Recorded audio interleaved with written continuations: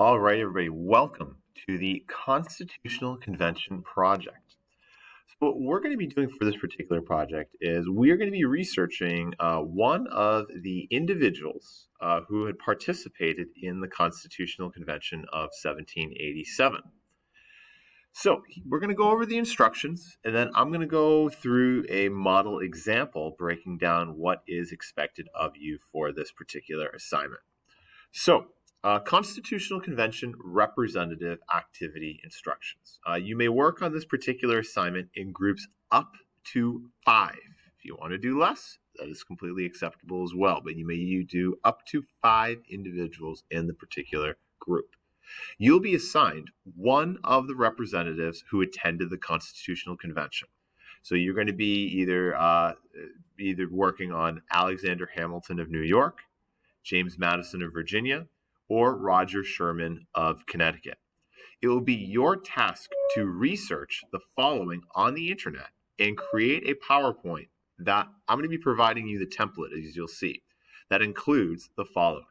You need a short biography identifying their major life achievements along with a picture of them.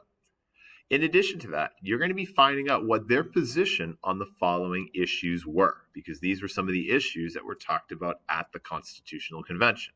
That includes their position on slavery, their position on states' rights or the rights of states or federalism, their position on individual rights, also known as Bill of Rights, that would be talked about, as well as their position on representation in Congress.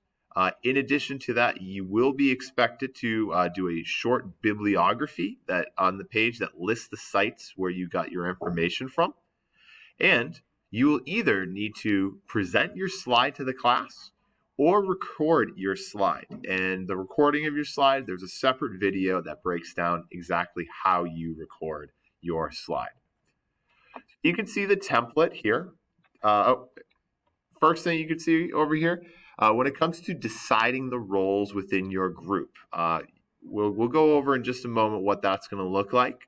And then you can see the template.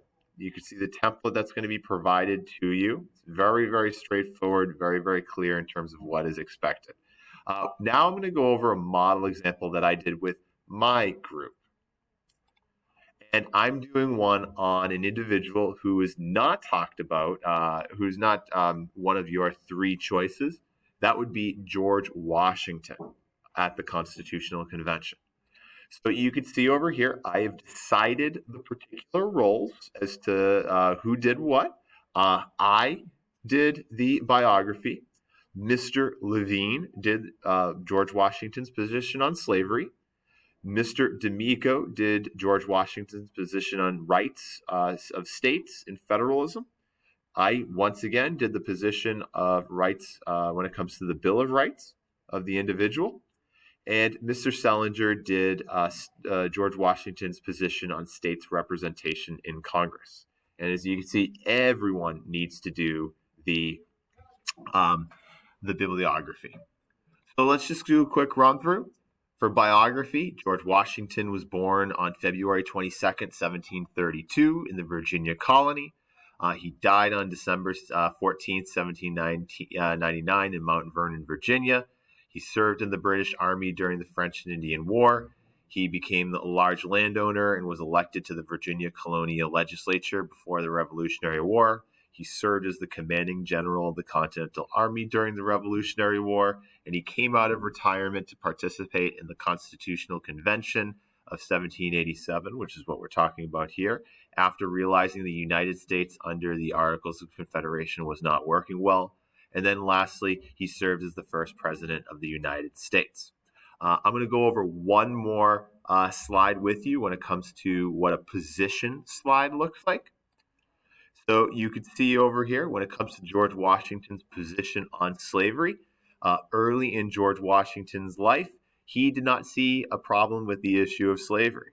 After the Revolutionary War, though, Washington began to see the problems that existed with slavery.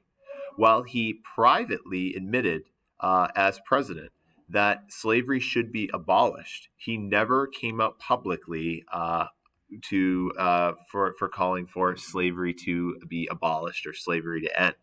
And you could even see a quote here. It says in 1786, he stated, "I never mean, unless some particular circumstances should compel me to it, to possess another slave by purchase, it being among my first wishes to see some plan adopted by the legislature by which slavery in the country may be abolished by slow, sure, and imperceptible degrees." So you can see, I now understand what George Washington's position on slavery was. Now you can see I have some additional, slides about George Washington's position on states' rights and the rights of for federalism, George Washington's position on individual rights or the Bill of Rights, George Washington's position on representation in Congress, and lastly, you can see at the very end the bibliography. Where did I and the other staff members who put this together, where do we get our information from? You can see we provided that. Okay, so what you and your group are going to be doing is this very assignment. If you have any questions, of course, you could see me or your teacher for any details. All right, thank you very much. You have a good day.